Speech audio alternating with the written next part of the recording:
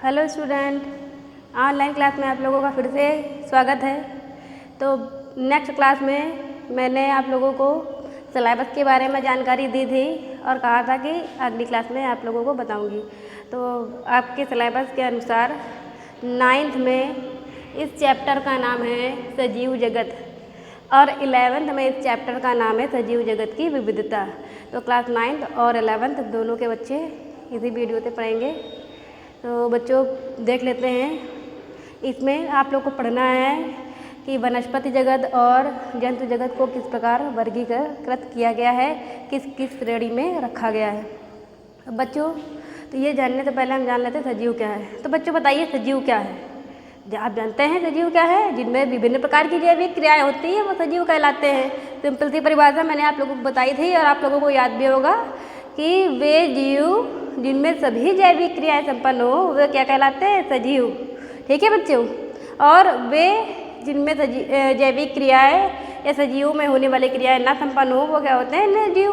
तो यहाँ पर आप इसकी परिभाषा देख लीजिए, सजीव की लिविंग बीइंग। लिविंग बीइंग इसकी परिभाषा हो जाएगी, जीव विकासशील होता है। आप जानते हैं जीवों में विकास होता है, स्वनियमनकारी होते हैं। ठीक, पारस्परिक जीव विकासशील हैं, स्वनियमनकारी है और इनकी परस्पर क्रियाशीलता या परस्पर क्रियाशील होने को जो बाह्य उद्दीपनों के प्रति अनुक्रिया की क्षमता रखते हैं उन्हें क्या कहते हैं? सजीव।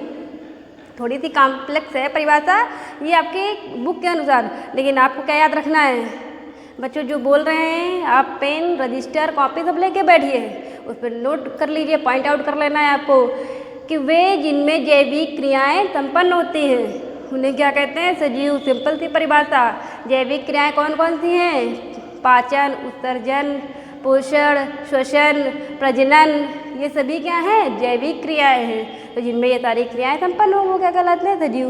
ये सिंपल सी परिभाषा है, आपको नोट डाउन कर लेना है इसको अपनी कॉपी में। ठीक है बच्चों, अब आगे बढ़ते हैं कि सजीवों के लक्षण क्या क्या हो सकते हैं। वृद्धि, सजीवों में वृद्धि होती है। आप जानते हैं सजीवों में वृद्धि यानी ग्रोथ होती है।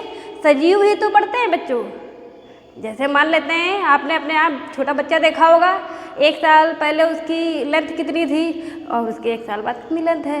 ठीक, आप अपने आप को देखिए, आप पहले नर्सरी KG में 1 2 3 4 पढ़ते थे और आज आप कहाँ पर हैं। ठीक है बच्चों, तो आप ऐसे ही देख लीजिए सजीवों में क्या होती है? ग्रोथ। अब अगले पॉइंट में जनन, सजीवों में रिप्रोडक्शन होता है। सजीवों में ही रिप्रोडक्शन होता है, मतलब कि सजीवों में जो सजीव होते हैं अपने समान जीवों को उत्पन्न करते हैं, ये जन्म देते हैं। जैसे आप यहाँ टेबल चेयर है आपने बनवाई है 1 साल में, अगले साल देखिए क्या वो 2 हो जाती है? नहीं होती है। ठीक है बच्चों, तो ये क्रिया कितनी होती है? सजीवों में। ठीक है, अगले पॉइंट में देख लेते हैं कि उपापचय क्रिया होती है यानी विभिन्न मेटाबॉलिक क्रियाएं सजीवों में होती हैं। मेटाबॉलिक मतलब ऑक्सीकरण और अपचयन। अब श्वसन, अगले पॉइंट में श्वसन यानी रिस्पिरेशन, सजीव ही श्वसन क्रिया करते हैं। मतलब श्वसन क्रिया मतलब गैसों का आदान प्रदान, मतलब ऑक्सीजन इन करना और कार्बन डाइऑक्साइड आउट करना। तो ये सजीवों में ही होती है बच्चों। ठीक, और नीचे आपको अगर नहीं दिख रहा है तो मैं बोले दे रही हूँ पोषण, न्यूट्रिशन। 5 नंबर है आपका पोषण, नोट डाउन आप लोग को कर लेना है।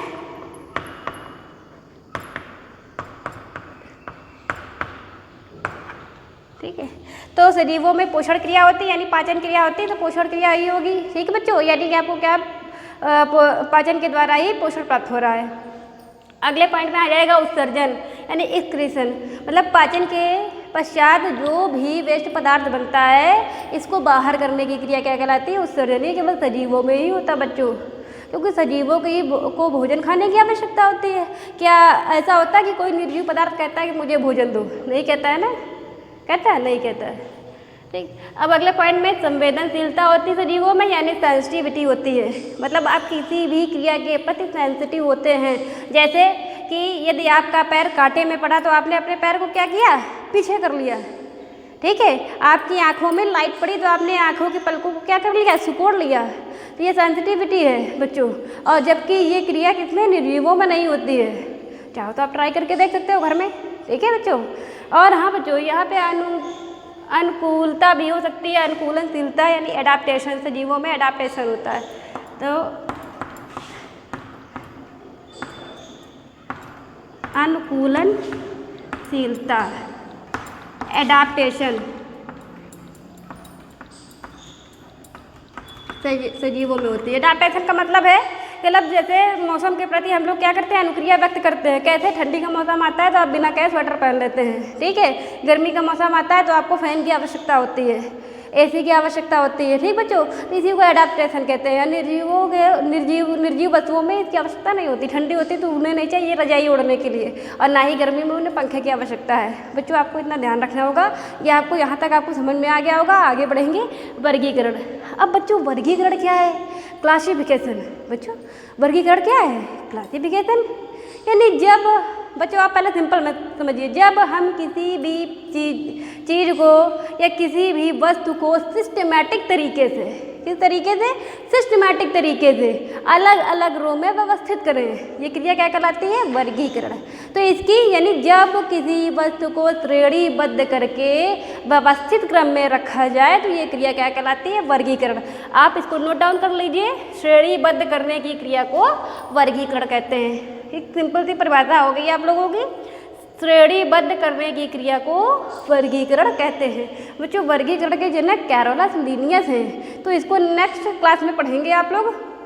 इस वर्गीकरण की आवश्यकता क्यों हुई, कैरोलस लिनियस ने क्यों वर्गीकरण बनाया, ठीक है, इन्होंने बनाया तो किस प्रकार वर्गीकरण किया, क्या इनके पहले भी किसी ने वर्गीकरण किया है, ये सब पढ़ेंगे आपको पढ़ना होगा।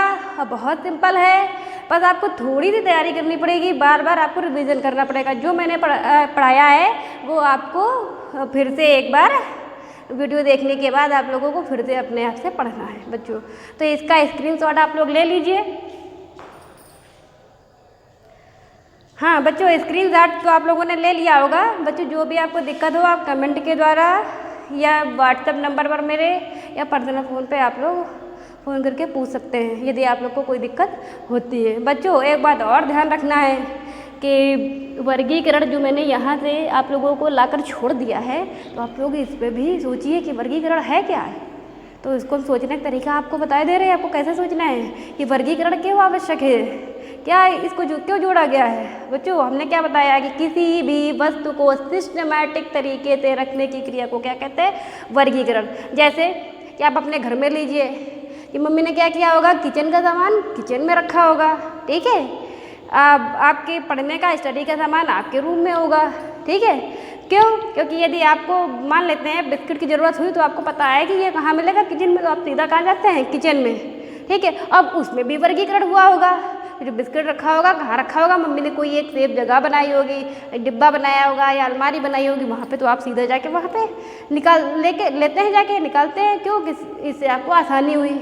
अगर मान लेते हैं हमने यहाँ वहाँ जहाँ तहाँ रख दिया तो आपको ढूंढने में कठिनाई होगी, आपका समय वेस्ट होगा। ठीक उसी प्रकार जैसे आप अपने स्टडी रूम में बुक्स के लिए, कॉपी के लिए, रजिस्टर के लिए, हर चीज़ के लिए क्या करते हैं? अलग अलग रो बनाते हैं। इंग्लिश की बुक को अलग रखते हैं, हिंदी की बुक को अलग रखते हैं, ठीक है। जो आपने क्लास 6 में पढ़ा था उसको नीचे रो में लगाया, जो क्लास 7 में पढ़ा था उसके ऊपर लगाया। फिर इसी प्रकार आपने कई कक्षाओं के आपने रो बना रखे हैं। अब आपको पता चल जाता है कि यदि मुझे क्लास 8 की चाहिए या 10 की चाहिए तो इस रो में मिलेगी। तो इसी को बच्चों वर्गीकरण कहते हैं। और वर्गीकरण को हम लोग अपने दैनिक जीवन में भी लेके आते हैं। वर्गीकरण से हमारा जीवन क्या होता है? आसान होता है। तो ठीक है बच्चों, आज यही तक। आप लोग तब तक क्या करेंगे? रिवीजन करेंगे और खुश रहिए। नेक्स्ट क्लास में फिर से आपसे मिलेंगे।